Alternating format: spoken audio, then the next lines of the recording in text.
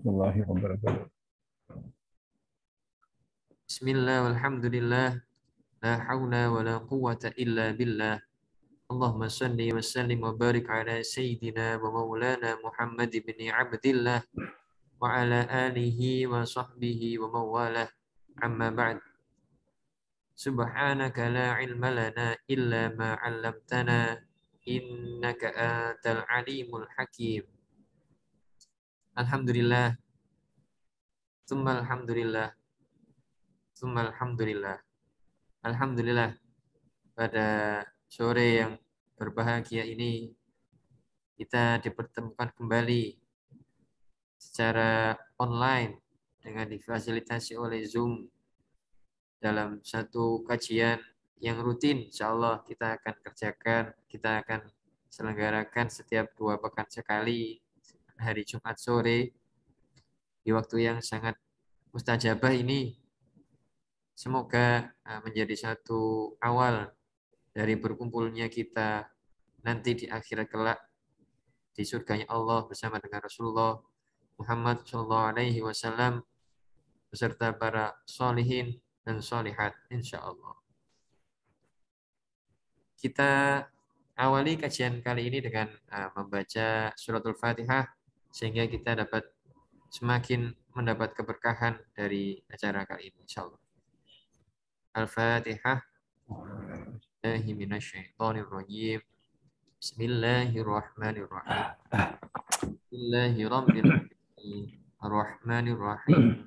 Yaumiddin. Iyyaka na'budu wa iyyaka nasta'in. Ihdinas siratal mustaqim. Alladzina an'amta 'alaihim ghairil maghdubi 'alaihim waladdallin. Rabbi ighfirli wa liwalidayya wal mu'minina amin. Ya rabbal alamin. Selanjutnya adalah kajian yang akan disampaikan oleh Al-Ustadz Ahmad Arqom. Insya Allah dengan tema yang buat kita semakin bersemangat dalam menjalani hidup, menjalani kebaikan-kebaikan kita, dan kita dapat bangkit dari rasa sedih apabila memang dalam hati kita sedang memiliki satu kesedihan karena Allah yang membuat kita sedih dan Allah pula lah akan membuat kita tersenyum insya Allah. Waktu dan Zoom kami sampaikan pada Ustadz. Monggo Ustadz Ahmad Arqom.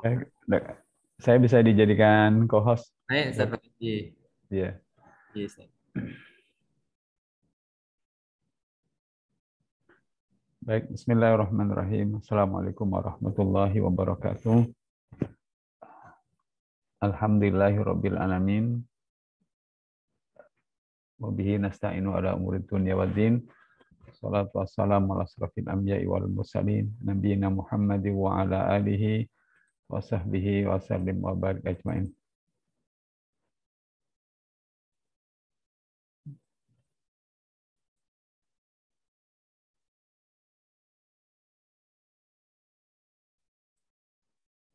Kelihatan ya, Dokter Agung? Terlihat Ustaz. Baik. Alhamdulillahirabbil alamin. Kita bersyukur pada Allah karena pada kesempatan sore hari ini kita berkesempatan membahas tema yang mudah-mudahan semakin meningkatkan terima kasih kita pada Allah dengan cara diantaranya adalah selalu memohonkan rahmat dan ampunan Allah untuk Rasulullah SAW.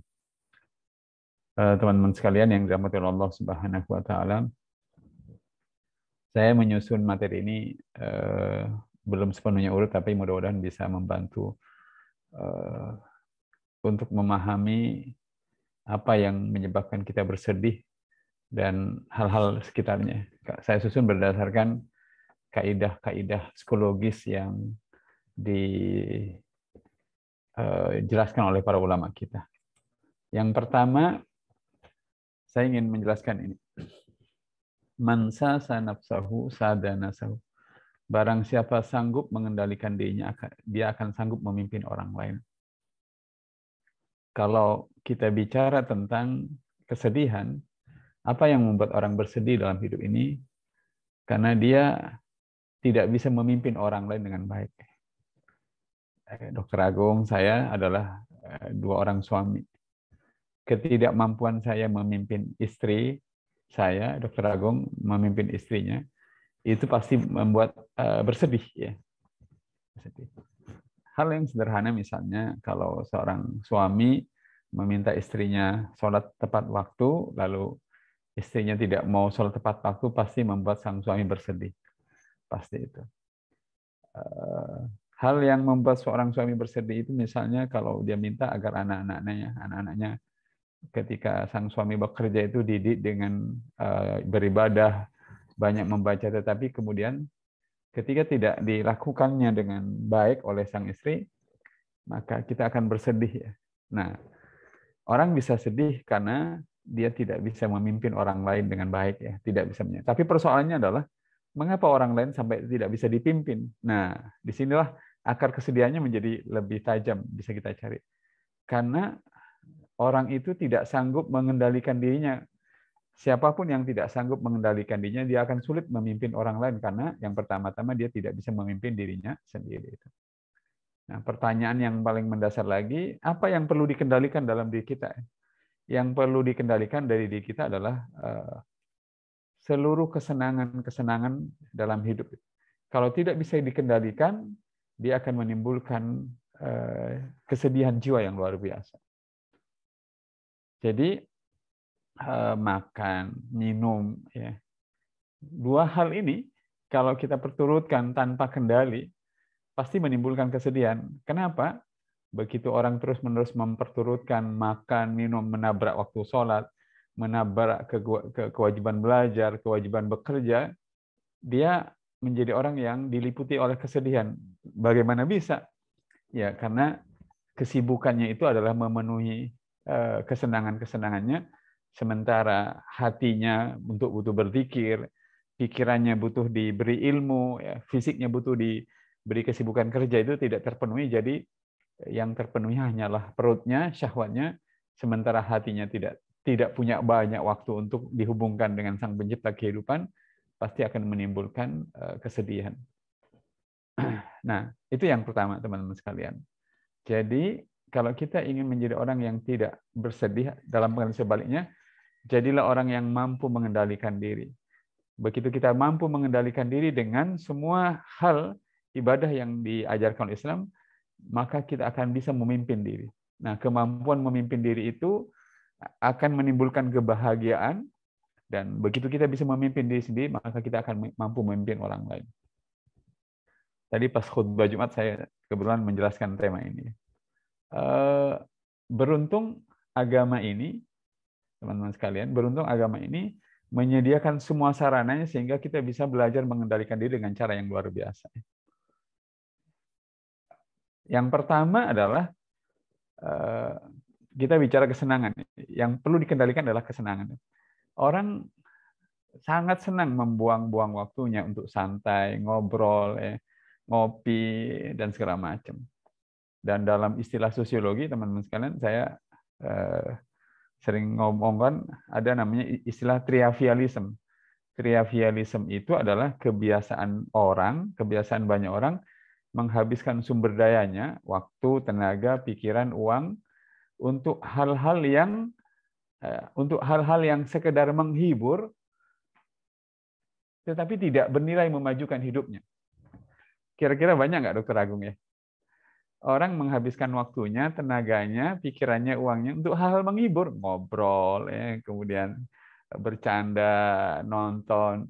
Mungkin yang diobrolkan, yang dicandakan dan ditonton bukan hal yang berdosa, tapi sekedar menghibur, tapi tidak bernilai memajukan hidupnya.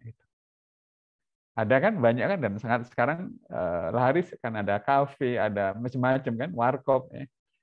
Tapi persoalannya adalah kalau kita membuang-buang waktu untuk hal-hal begitu, itu bisa membuat kita bersedih. Kenapa? Karena hati yang semestinya diingatkan kepada Sang Pencipta kehidupan justru digunakan untuk melupakan Sang Pencipta hidup, tetapi menikmati waktu yang diberikan kepada kita, menggunakan tenaga yang diberikan kepada kita untuk hal-hal bukan untuk mengingat dia, tetapi untuk hal-hal yang menghibur saja. Nah, beruntung agama menyuruh kita berzikir kepada Allah sebanyak-banyaknya. Begitu. Itu yang akan membuat kita tidak bersedih. Oleh karenanya bisa ditebak orang yang teman-teman mungkin kalau pulang dari rumah sakit jam 2 baru nyampe rumah jam 3 atau subuh gitu, begitu melewati melewati warkop, banyak tempat-tempat itu, banyak orang yang menjelang subuh masih saja dengan gadget, kemudian ngopi dan segala macam. Kalau kita tanya, apakah mereka bahagia? Saya yakin sebenarnya mereka tidak bahagia. Apakah mereka bersedih? Mungkin kadar kesedihannya jauh lebih tinggi daripada kebahagiaan. Bisa jadi begitu. Ya. Yang kedua, teman-teman sekalian, beruntunglah kita mendapatkan sholat. Ya.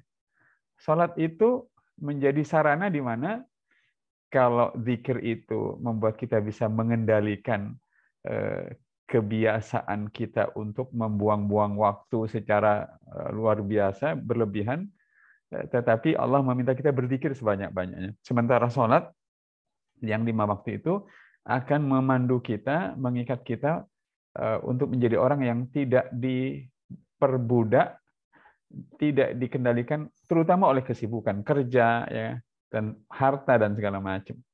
Makanya dalam surat ke-63 Allah berfirman, ya ayyuhalladzina amanu la tulhikum amwalukum wala auladukum an dzikrillah. Wahai orang-orang yang beriman, janganlah hartamu dan anak-anakmu menghalangi kamu dari mengingat Allah Subhanahu wa taala. Harta itu pas dicari, ya.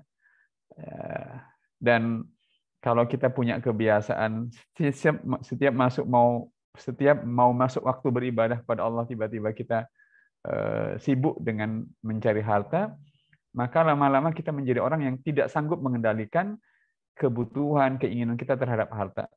Akibatnya itu menjadi salah satu sumber kesedihan yang berbahaya sekali. Itu yang ketiga adalah, teman sekalian, beruntung agama ini mengajari kita zakat, menganjurkan infak dan sedekah. Sebab sumber kesedihan itu yang lain adalah kalau orang tidak bisa mengendalikan dirinya dengan harta, ya. Tapi kalau kita bisa zakat, infak, sedekah, maka zakat, infak, sedekah itu menjadi pengendali terhadap keterikatan kita dengan harta itu. Dan seterusnya. Baik, saya ingin lanjutkan, nanti bisa bagian-bagiannya bisa kita perdalam. Hal yang kedua, ini dia. Man sa'a khulquhu dhaqa rizquhu. Barang siapa buruk akhlaknya, pasti sempit rezekinya. Jadi biasanya gini, orang bersedih karena rezekinya sempit. Kawan-kawan dokter ini gajiannya tanggal berapa, dokter? Kalau yang PNS atau ASN, Dokter Agung, ya? Tanggal 1 sampai tanggal 20. Nah, biasanya wajah kita, sumringah kita itu mengikuti tanggal, ya. Mendekati gajian kita jadi senyum, di SMS gampang dibalas, di WA gampang direspon, ya. Begitu rekening kita mulai berkurang itu, di WA nggak dibalas, di telepon nggak diangkat dan segala macam. Sedih, ya. Nah, banyak orang bersedih karena rezekinya sempit, tapi dia tidak sadar bahwa sumber kesempitan rezeki itu bukan sekedar pada ekonomi yang mengalami resesi, ya, pasien yang belum banyak, tapi sumbernya ada dalam diri dia. Kenapa? Buruk perilakunya. Saya kemarin lagi bikin video motivasi di PDAM. Salah satu materi yang saya harus sampaikan adalah tentang pelayanan. Waktu itu saya bilang ke kawan-kawan, ada sebuah penelitian mengapa orang tidak mau lagi beli barang kita untuk kedua kalinya atau menggunakan layanan kita untuk kedua kalinya. Yang pertama adalah 1% alasannya adalah karena meninggal. Masuk akal, orang meninggal tidak mungkin beli barang lagi. Yang kedua, 3% karena orang pindah tempat. Ya, Dokter Agung 4 tahun kuliah di Surabaya, setelah itu selesai balik ke daerah asalnya misalnya di Kalimantan, tidak mungkin repot-repot mau beli Semanggi Surabaya dari Kalimantan ke Surabaya, pindah tempat. 5% karena terpengaruh ajakan teman. Ya. Saya dulu bercita-cita ingin jadi insinyur, mau masuk ITS, tapi karena tetangga saya guru STM, dia bilang, di Ahmad, kalau mau cepat kerja jangan jadi insinyur, jadi guru saja. Gitu. Jadilah saya masuk IKIP Surabaya. 1% meninggal, 3% karena pindah tempat, 5% karena ajakan teman. Kemudian sebanyak 9% karena terpengaruh oleh persaingan harga. Sekali lagi terpengaruh oleh persaingan. Orang tidak mau memasukkan anaknya ke sekolah A, lebih memilih ke sekolah B karena di sekolah B harganya lebih murah SPP-nya. Itu yang keempat. Yang kelima, alasan kelimanya sebanyak 14% karena orang kecewa terhadap produk. Ya. Ayo silakan beli barang ini bagus kualitasnya. Itu iklannya. Tetapi begitu barangnya digunakan, orang kecewa karena kualitasnya tidak bagus. Nah, yang paling mendasar, sisanya sebanyak 68% yang paling banyak, orang itu tidak mau membeli barang kita atau menggunakan jasa kita untuk yang kedua kalinya karena mereka merasa diperlakukan acuh tidak acuh. Jadi ini soal melayani ya. Dokter Agung, dokter yang terkenal kemampuan diagnosanya yang bagus, ya, keahlian medisnya yang luar biasa dalam membantu kesembuhan pasien. Tapi ternyata pasiennya sedikit. Ditelusur ternyata dokter Agung itu memberikan pelayanan yang buruk. Contoh saja. Jadi kalau orang sempit rezekinya, kemungkinan besar dia ini tidak punya banyak teman, tidak punya banyak kolega, tidak dipercaya banyak orang, pelanggan tidak datang. Kenapa? Kemungkinan akarnya adalah di kepribadian dia. Nah, jadi orang bisa sedih dalam hidupnya itu karena rezeki yang sempit. Tetapi mestinya dia harus lebih bersedih karena sumber kesempitan rezeki itu bersumber dari keburukan akhlak dan perilakunya itu. Ya. Itu hal yang penting untuk direnungkan bersama. Yang ketiga yang mau saya sampaikan. Ini nasihat bijak dari Ibnu Athaillah. La tashab man la yunkhiduka haluhu. Kata beliau, janganlah janganlah kalian bersahabat dengan orang yang kondisinya tidak membangkitkan semangatmu. Jadi teman-teman sekalian, kita ini bisa bersedih gara-gara teman kita yang kita jadikan teman itu tidak membuat kita menjadi bersemangat dalam kehidupan ini.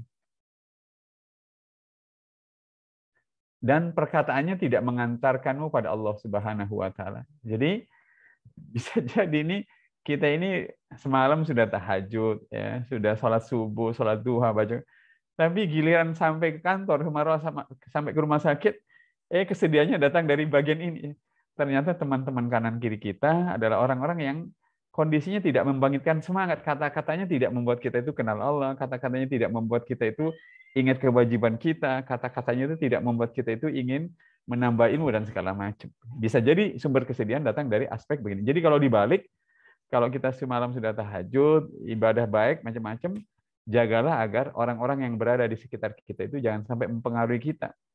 Kalaulah mereka orang-orang di sekitar kita itu berkata negatif, ya berarti kita harus siap-siap menghadapinya dengan cara yang berbeda begitu. Itu yang ketiga. Sudah setengah jam Dr. Agung ya. Nah, yang keempat, kata ulama kita, syarafun nafsi antahmilal makari kama tahmilul makarim. Kemuliaan seseorang itu ketika ia sanggup memikul hal-hal yang tidak disukainya, sebagaimana dia memikul hal-hal yang disenanginya.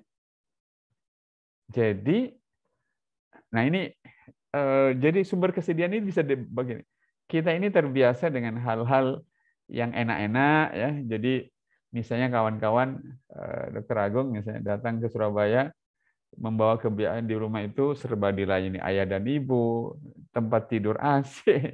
Begitu sampai di Surabaya kos, kemudian pakai kipas angin, harus makan sendiri. Kalau kita terbiasa merasakan hal-hal yang enak, mestinya kita harus siap-siap untuk bisa merasakan hal-hal yang tidak enak. Kalau kita hanya mau yang enak-enak saja, begitu kita berhadapan dengan hal yang tidak, itu yang bikin kita sedih gitu dalam kehidupan kita. Saya pikir hidup ini kita sepakat tidak selamanya enak. Ada AC-nya, makanan tersedia, rekening selalu penuh, dan segala macam.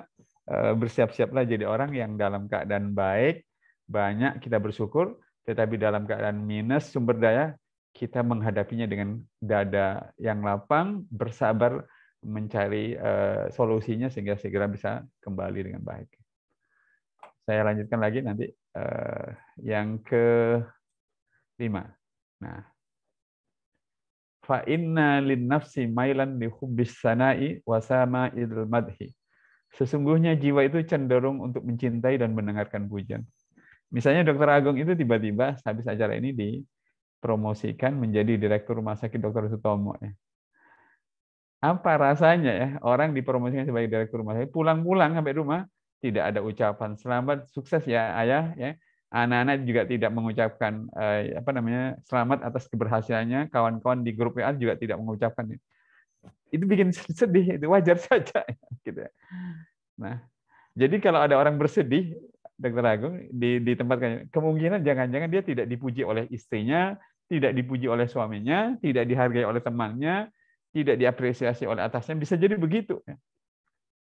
Bukan dia tidak sholat tahajud, bukan dia tidak baca, mungkin dia bertemu dengan situasi di mana penghargaan dan pujian itu tidak diterima dari orang-orang yang mestinya secara objektif memuji dia, gitu. Bisa jadi begitu. Nah, oke, menarik. Nanti jadi ramai Dr. Agung diskusinya ini. Yang terakhir, dua yang terakhir, kata Ibnu Athaillah, man asyrakat bidayatuhu asyrakat nihayatuhu. Barang siapa yang awal perjalanannya bersinar, pasti akhir perjalanannya pun juga bersinar. Ini soal niat ya. Barang siapa yang ngajinya itu, ikut ngaji, niatnya itu bersinar, ikhlas, ingin menambah ilmu, pasti nanti hasilnya dapat. Tapi barang siapa yang awal berbuatnya itu niatnya tidak benar, pasti nanti juga akhirnya juga tidak benar. Nah, itu bikin sedih orang.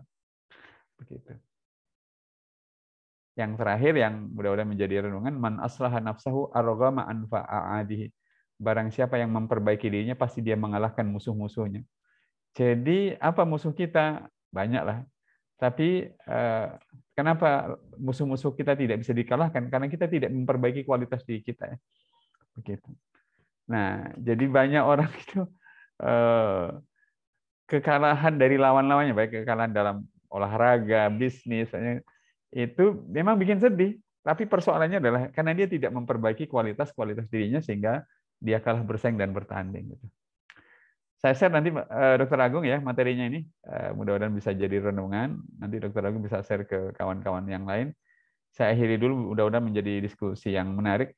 Mohon izin saya share 1-2 menit ke depan biar bisa dibaca oleh kawan-kawan di WA-nya masing-masing.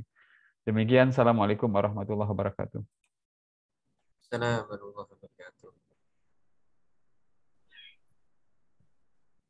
Terima kasih banyak Ustaz atas sharing materinya yang kita jadi tahu kenapa sumber-sumber kesedihan itu akhirnya menjadi ada di diri kita dari beberapa hal yang disampaikan oleh Ustaz tadi. Kalau misalkan ada yang ingin didiskusikan dari hadirin, bisa secara langsung menyampaikan atau melalui kolom chat. Dipersilakan. Di sini ada 23 yang hadir ya, alhamdulillah. Monggo. Materinya saya kirim Dr. Agung ya, sebentar ya. Oke, baik Ustaz.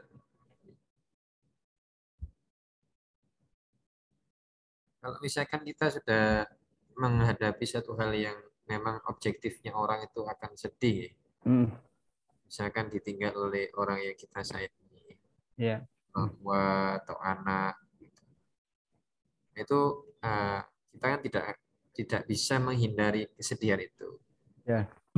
Bagaimana cara kita untuk kemudian bangkit, gitu, Ustaz? Ya, gini, baik. Jadi coba teman-teman, mungkin sudah pernah saya bahas ya, teman-teman silakan dicatat 2 ayat ini ya.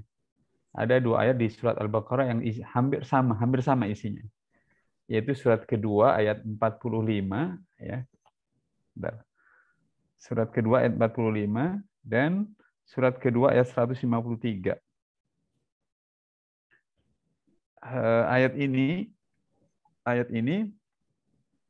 teman-teman sekalian, ayatnya sama. Di surat kedua ayat 45 itu adalah wasta'inu bis-sabri was-shalah wa innaha lakabiratun illa 'alal khasyin. Mintalah bantuan pada Allah dengan sabar dan salat.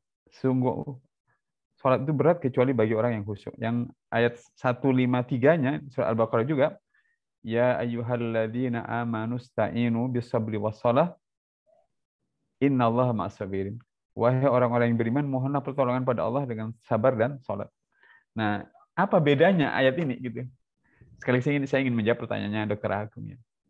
Jadi kalau yang surat kedua ayat 45-nya Dr. Agung dan teman-teman sekalian, teman-teman bisa renungkan ini ya.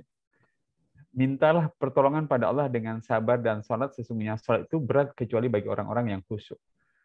Yang dituju oleh ayat ini adalah, sekali lagi, yang dituju oleh ayat ini adalah orang-orang yang mengajak kepada kebaikan, tapi mereka melupakan dirinya sendiri.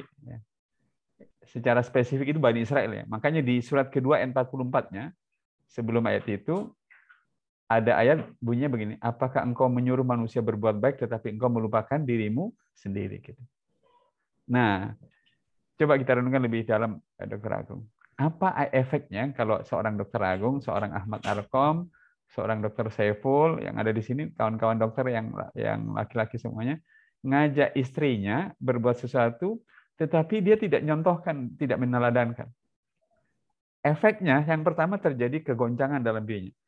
Ada apa namanya split of personality, keterbelahan kepribadian. Loh, saya ngajak tapi saya tidak ngerjakan. Satu itu efeknya. Efek yang keduanya menimbulkan ketidakrespekan pada anak dan istri yang kita ajak. Dan itu menimbulkan kesedihan. Bayangkan seorang suami tidak dihormati oleh istri dan anaknya.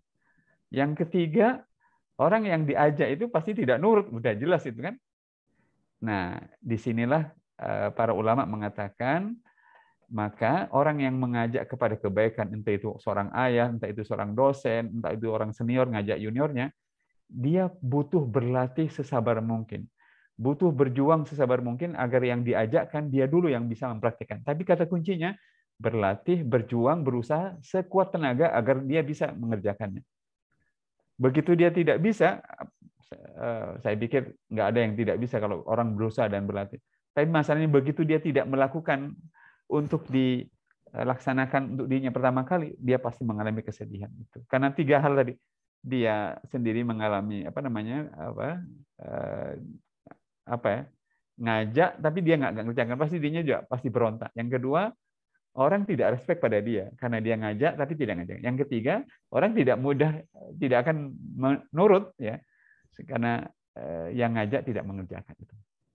Nah, itu dokter yang perlu disadari. Nah, tetapi dalam ayat itu, surat kedua ayat 45, sehebat-hebatnya kita berusaha, berjuang dan berlatih, tenaga kita ada batasnya.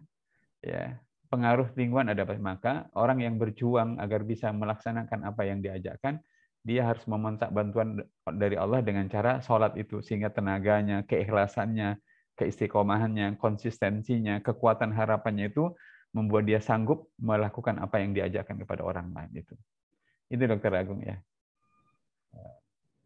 Nah, sementara surat kedua ayat 153 tadi yang lainnya, wahai orang-orang yang beriman, mintalah bantuan pada Allah dengan sabar dan salat. Itu konteksnya dalam konteks yang berbeda.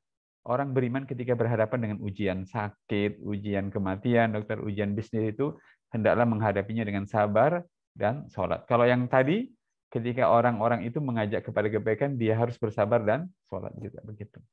Itu Dokter Agung. Baik, Ustaz. Alhamdulillah. Terima kasih banyak, Ustaz. Jadi kalau misalkan kita mau melakukan sesuatu hal yang terlihat berat begitu nih, atau yang tadi dibilang dalam berjuang itu membutuhkan sabar dan sholat, boleh kita berarti sholat sunnah begitu Ustaz? Atau bagaimana?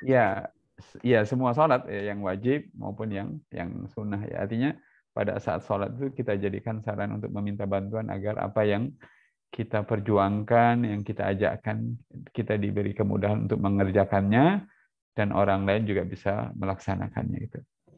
Itu. Monggo. Materinya tadi sudah saya kirim dok lewat WA.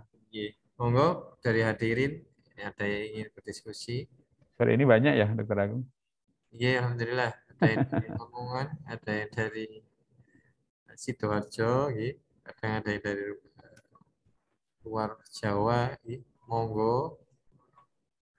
Dokter Agung, saya boleh mumpung teman-teman pada ngumpul ini, saya mohon izin sebentar berbagi ajakan untuk wakaf Quran yang kemarin Dokter Agung. Kawan-kawan. Ya sebentar, saya cek dulu ya. Nanti saya share. Sebentar.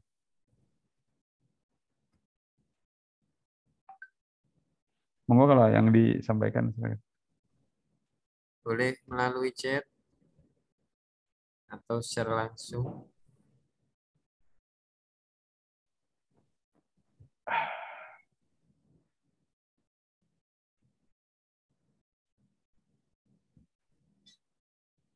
Sebentar, saya ini ke dokter ya. Ada yang di chat, Dok? Masih belum ada, Ustaz. Belum ada ya? Oke. Sebentar, Dok. Saya nyari ini dulu.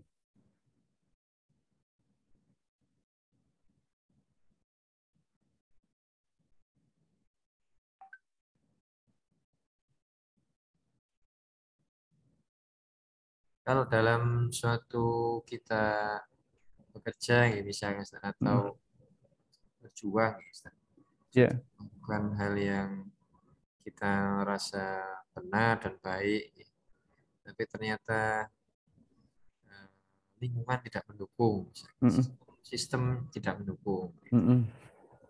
Karena kita apa ini terlalu kecil kalau dalam persentase SDM yang satu visi. Ya, Nah, itu pasti kan kita dalam bekerja akan ada rasa yang sedih atau rasa yang eh, kurang bisa semangat begitu itu. Nah, itu bagaimana, Ustaz? ya, Tidak. apa namanya? eh, Terhadap sebentar, apa namanya? Kondisi yang Dokter Agung sampaikan itu juga kita bisa menjadi orang yang bersedih, tetapi kita bisa menjadi orang yang sebaliknya. Tergantung bagaimana kita mengelola diri kita, Dokter Agung ya. Nah, pertama begini, yang harus disadari di aspek pemahaman. Kita harus bisa memahami, memasukkan ke dalam pola pikir kita bahwa sebagai orang beriman, ya Dokter Agung, sebagai orang yang beriman, yang diberi Al-Quran, kita memang ditakdirkan untuk menjadi orang yang harus sanggup menghadapi zaman dan keadaan yang kita hadapi. Bukan untuk mengeluh. Nah, ini satu ya. Kalau bahasanya Ki Haji Hasyim Asy'ari, kalau memang Islam itu rahmatan lil alamin, pasti Islam itu bisa memperbaiki keadaan. Kalau dalam bahasa yang lebih spesifik, kalau memang kita ini pribadi yang sudah melaksanakan Islam, pasti insya Allah sedikit demi sedikit keadaan di sekitar kita bisa kita perbaiki. Oleh karenanya, ada sikap dasar yang harus kita kembangkan dalam diri kita. Sebagaimana Allah firmankan dalam surat kedua, surat ke-9 128. Di situ Allah jelaskan, sungguh telah datang pada diri kalian seorang Rasul yang terasa berat oleh mereka penderitaan kaumnya. Jadi buat siapapun ya yang sekarang berada dengan lingkungan yang orang tidak sholat, minuman keras, korupsi dan segala macam, harus dikembangkan dalam kita. Kita ini prihatin, berat, kasihan ya mereka itu menjadi orang yang masih jauh dari kebenaran. Mudah-mudahan mereka akan semakin dekat. Ya, itu aspek pertamanya yang harus ditanamkan ya. Yang kedua adalah harisun alaikum bil mu'minin. Berharap agar mereka itu menjadi orang yang mengerti agama, mengerti kebaikan, mengerti benaran. Kemudian raufur rahim, mempergauli mereka dengan lembut, dengan sangat baik agar mereka bisa ditarik kepada kebenaran itu, Dokter Agung. Bahkan di surat At-Taubah, Dokter Agung, surat 9 itu, walaupun mereka orang musyrik itu oleh Allah dicap buruk dan segala macam, tidak disukai, tetapi orang musyrik itu masih diberi kesempatan oleh Allah bertaubat. Kalau mereka bertaubat, silahkan. Dan Rasulullah diminta untuk mengkondisikan agar orang-orang itu bisa mendengarkan ayat-ayat Allah Subhanahu wa taala. Jadi keberadaan kita di tengah-tengah lingkungan buruk itu adalah bagaimana caranya agar orang-orang itu bisa melihat hal-hal baik itu nyata dalam kehidupan kita. Tidak untuk pertama kali itu mencela dan menyalah-nyalahkan mereka, tetapi yang paling penting bagaimana mereka melihat kita ini sebagai orang yang memperlihatkan kebenaran. Mungkin awalnya 2, 3, 4 kali orang akan mencibir kita. Tapi kalau kita konsisten dan mulai menampakkan efek sosialnya yang bagus, orang nyaman, pasti orang akan suka dengan kita gitu. Itu Dokter Agung. Jadi intinya kembali ke diri kita untuk jadi Oke, teladan yang baik begitu, guys. Benar, Dr. Agung. Ini ada pertanyaan Ustaz dari hadirin dari ini menanyakan Assalamualaikum. Selamat sore Ustaz, izin bertanya. Bagaimana jika kita mengalami suatu hal yang berat, setelah itu kita seolah mendapatkan jalan keluar yang kita tidak tahu sebetulnya apakah jalan keluar itu eh, salah atau benar. Bagaimana cara membedakan apakah itu adalah suatu petunjuk dari Allah ataukah itu adalah arahan dari syaitan. Kita sebagai Ya, manusia biasa bagaimana membedakannya. Matur nuwun. ya. Jadi eh, kalau kita mendapatkan jalan keluar berupa rezeki, uang, ya, teman, tetapi kita dapatkan rezeki uang itu karena semakin banyak beribadah kita pada Allah, semakin baik sholatnya, semakin banyak mengaji, semakin disiplin, maka insya Allah itu adalah petunjuk Allah. Jangan. Tapi kalau kita dapatkan uang, kolega, kemudahan itu justru karena kita meninggalkan sholat, tidak lagi berjamaah, ya. Kemudian kita jarang berzikir, pokoknya jauh dari agama, tapi kok mudah rezekinya, itu berbahaya. Namanya istidraj. Istidraj itu orang itu dilulu oleh Allah tetapi karena dia bermaksiat pada Allah Subhanahu. Begitu cara membedakannya secara fundamental, ya, gitu. Oleh karena dicek kawan-kawan dokter ini nanti lulus dari pendidikan atau yang sudah praktek tuh dapat uang banyak, cek saja loh. Saya kok dapat uang banyak, padahal sholat saya jarang-jarang, ya, berjamaah, jarang tahajud, jarang baca Quran, jarang sedekah. Nah, hati-hati, jangan-jangan begitu itu menjadi pertanda bahwa kita ini semakin dijauhkan oleh Allah Subhanahu wa Ta'ala. Itu secara fundamental yang arti ini kan begitu. Kalau dalam kaitannya hubungan suami istri, Ustaz. Hubungan suami istri kan kita pasti ada hal yang apa ini tidak cocok ya. Kalau satu laki-laki bertemu dengan satu perempuan itu kan dalam rumah tangga pasti Ya.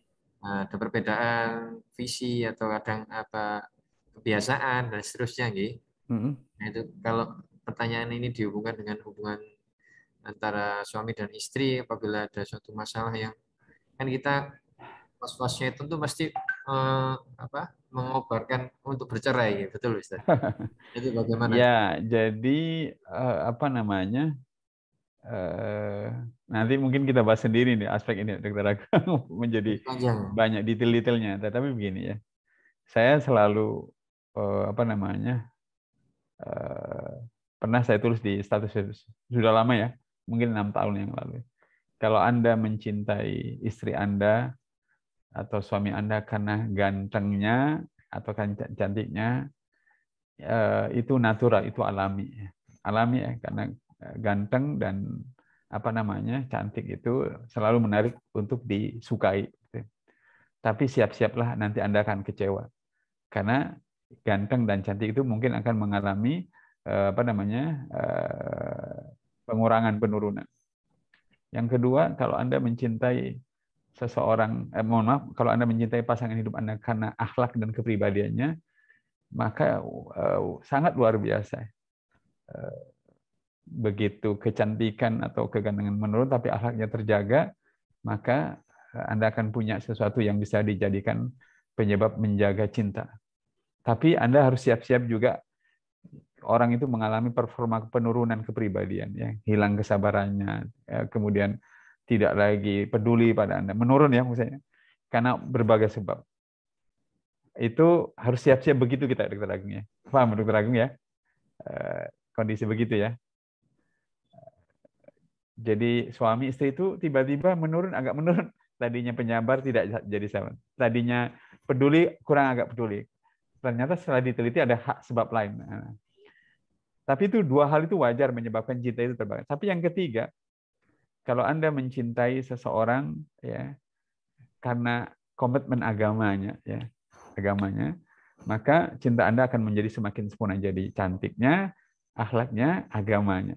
Tapi yang keempat ini, yang paling penting Bu juga menyempurnakan, kalau Anda mencintai pasangan Anda karena Anda meyakini bahwa dia adalah laki-laki atau wanita pilihan terbaik dari Allah yang ditugasi oleh Allah untuk menjaga kehormatan Anda, maka Anda akan bisa menjaga bahtera rumah tangga itu selama mungkin.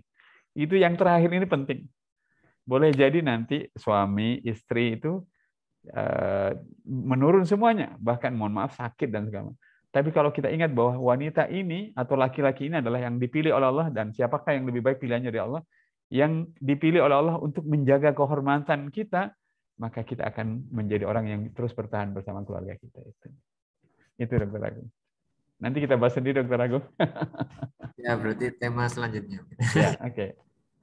Baik, Ustaz. Ya, ada pertanyaan lagi ya, ini dari Suwawi Utami. Ustadz, saya seorang guru MI. Terkadang mempunyai murid yang suka jahil. Saya selalu mencoba bersabar, tidak memarahi, tapi tetap dinasihati. Ya. Memahami karakter anak itu beragam. Bagaimana menjaga agar hati ini selalu untuk semua murid dengan karakter yang beragam. Jadi ada nasihat bijak, aslih nafsaka yasluh nakam nas. Perbaikilah dirimu maka orang lain akan berbuat baik pada Anda. Jadi kalau ada murid, tetangga, siapapun yang ganggu kita, coba perbaiki cara kita berhadapan dengan mereka. Perbaiki. Dari tadinya itu pulang, ya, melewati mereka cuek, ya. Kita perbaiki, menyapa. Habis itu memberi hadiah, makanan, ya, dan segala macam. Kemudian itu ngefek itu. Memang pada kesempatan pertama, kedua, ketiga, keempat, kelima belum, tapi nanti kesempatan ke-6 pasti akan membuat hatinya luluh gitu. Udah jelas itu rumusnya. Oleh karenanya terhadap hal-hal yang jahil, menekan kita dan segala macam, yang mesti kita lakukan adalah memunculkan kebaikan kita kepada mereka, karena begitu kebaikan muncul, maka keburukan itu akan meredup. Ya. Hanya butuh waktu saja. Itu rumus yang tidak bisa dihindari. Ya. Gitu. Nah, persoalannya kita ini sudah mengeluhkan keburukannya, tapi tidak mau memunculkan kebaikan dari dalam diri kita kepada orang-orang di sekitar kita itu, Dr. Agung itu. Baik, Ustaz. Ini kalau Indonesia punya guru-guru dan pengajar dosen seperti yang hadir di acara ini, insya Allah Indonesia ini tidak lama akan jadi. Iya. Iya. Allah, Masya Allah.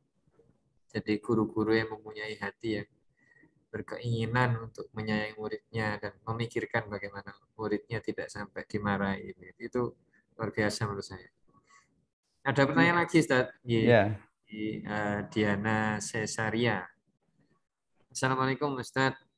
Mohon izin bertanya, apakah syaitan dapat mengetahui isi hati manusia yang sehingga orang itu yang awalnya niat berbuat kebajikan, lantas niatnya itu diganggu bisikan syaitan. Ya. Saya ketahui hanya Allah yang mengetahui isi hati manusia.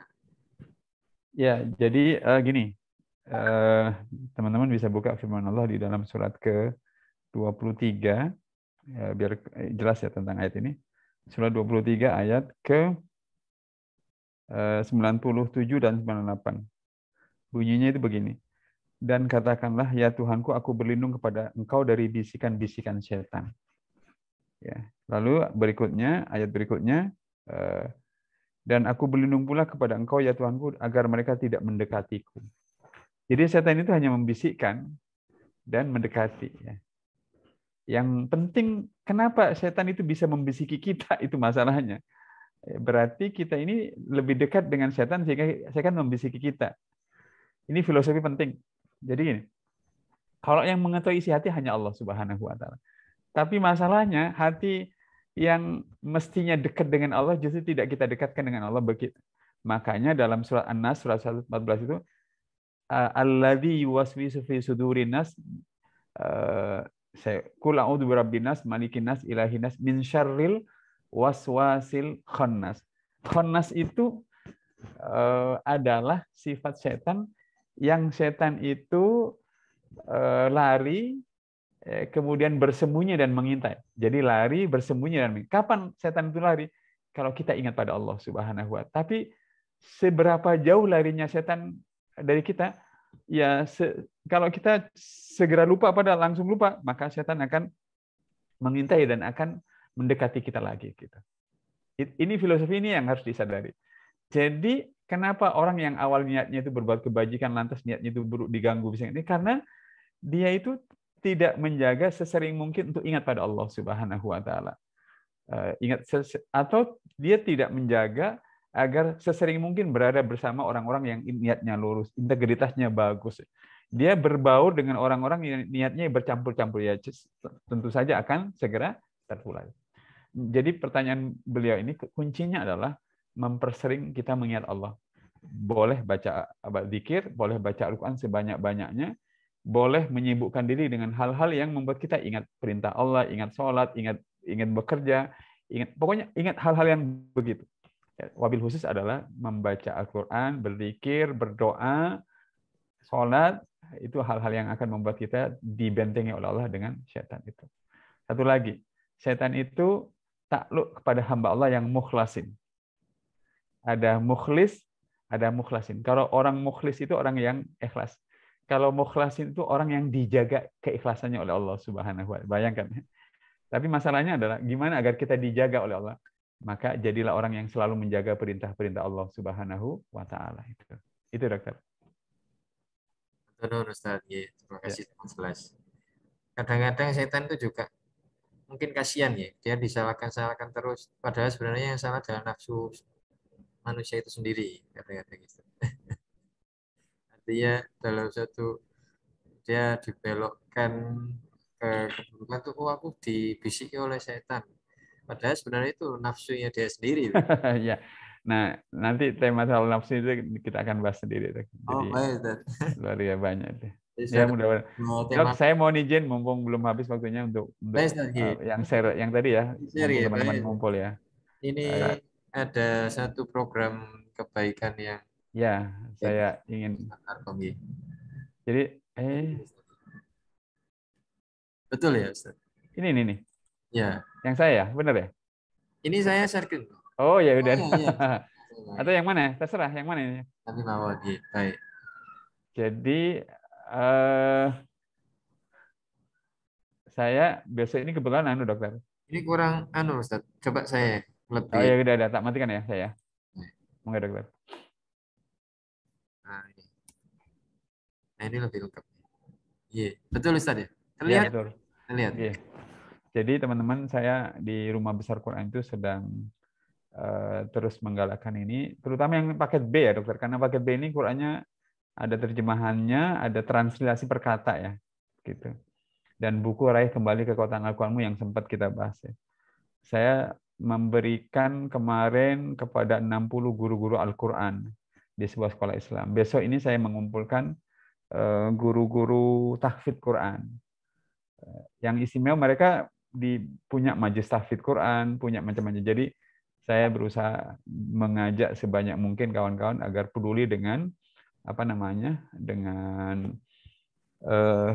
guru-guru Quran, agar mereka itu bisa mendapatkan ini sehingga mereka terbantu oleh kita itu. Nah, mudah-mudahan ini nanti Dr. Agung bisa men-share ke kawan-kawan yang hadir pada kesempatan kali ini, bisa konfirmasi ke nomor itu atau bisa ke nomor handphone saya konfirmasinya ya. Atau ke Dr. Agung, monggo silakan dengan senang hati. Terutama saya ingin mengajak yang paket B ya. Karena kalau yang paket A ini mushafnya mushaf standar, kalau paket B ini mushafnya agak besar dan buat yang menerimanya nanti bisa diinikan. Tapi juga kalau teman-teman berniat memilikinya boleh, silakan. Atau juga Dr. Agung, kalau teman-teman, Ustaz boleh nggak saya membeli buku itu, tapi kami yang akan menyalurkannya sendiri, boleh dengan senang hati. Tapi intinya mari kita peduli pada guru-guru Al-Quran itu begitu. Itu Dr. Agung. Terima kasih Dr. Agung atas bantuannya. Ini kami yang terima kasih Ustaz, diajak dalam satu program kebaikan. Ada yang ingin didiskusikan lagi mungkin, atau ada yang ingin berkomentar? Ini ada dokter dari psikiatri juga ya, sepertinya sangat berhubungan dengan tema ini. Atau sedang tidak bisa memberikan satu masukan juga tidak masalah. Monggo, Dokter Saiful. Dokter Saiful sudah japri saya, dokter. Oh baik. Ya. Alhamdulillah. Mungkin bila belum ada yang ingin didiskusikan, kita dapat tutup kajian pada sore hari ini. Alhamdulillah, semoga kita dapat istiqomah dalam kajian setiap Jumat sore ini 2 pekan sekali, dan kita juga ada kajian kitab Ustaz, alhamdulillah. Ya, alhamdulillah. Arba'in pada hari Ahad pagi. Jadi hari Ahad pagi minggu lalu, minggu ini Jumat sore, begitu minggu depannya insya Allah Ahad pagi sudah sampai dengan hadis ke-31 Arba'in An-Nawawiyah, alhamdulillah. Matur nuwun Ustaz atas Sama-sama ada nggih. ceritanya dan ilmunya dan sharingnya. Insya Allah kedepannya kita bisa bertemu kembali Ustaz dalam kondisi yang Sama-sama ada nggih. baik. Izin untuk dapat ditutup dengan doa Ustaz. Baik. A'udzubillahi minasyaitonirrajim. Bismillahirrahmanirrahim. Alhamdulillahirabbil alamin. Allahumma shalli ala sayyidina Muhammad wa ala ali sayyidina Muhammad. Allahumma inna ala dzikrika wa syukrika wa husni ibadatika. Allahumma ati nufusana taqwaha wa zakkiha anta khairu man zakkaha. Ya Allah, bantulah kami seluruhnya agar senantiasa mengingat-Mu, berzikir dan mengagungkan nama-Mu, bersyukur atas seluruh nikmat-nikmat-Mu, dan menggunakan seluruh nikmat-nikmat-Mu itu ya Allah untuk mengabdi kepada Engkau dengan sebaik-baik pengabdian. Ya Allah, berikanlah kepada diri kami seluruhnya kesanggupannya untuk bertakwa dengan sebenar-benar takwa kepada Engkau. Oleh karenanya sucikan dan bersihkan diri kami. Hanya Engkaulah yang bisa menyucikan dan membersihkannya. Engkaulah pemilik dan pelindungnya ya Allah. Rabbana atina fid dunya hasanah wa fil akhirati hasanah wa qina adzabannar. Wa qina adzabannar. Subhana rabbika rabbil izzati amma yasifun wa salamun alal mursalin walhamdulillahi rabbil alamin. Terima kasih Ustaz. Alhamdulillah kita telah menyelesaikan untuk kajian sore hari ini. Kita tutup dengan bacaan hamdalah, istighfar, dan doa kafaratul majelis. Bismillahirrahmanirrahim. Subhanakallahumma wa bihamdika asyhadu an la ilaha illa anta astaghfiruka wa atubu. Terima kasih dan mohon maaf. Ihdinas siratal mustaqim. Assalamualaikum warahmatullahi wabarakatuh. Waalaikumsalam warahmatullahi wabarakatuh.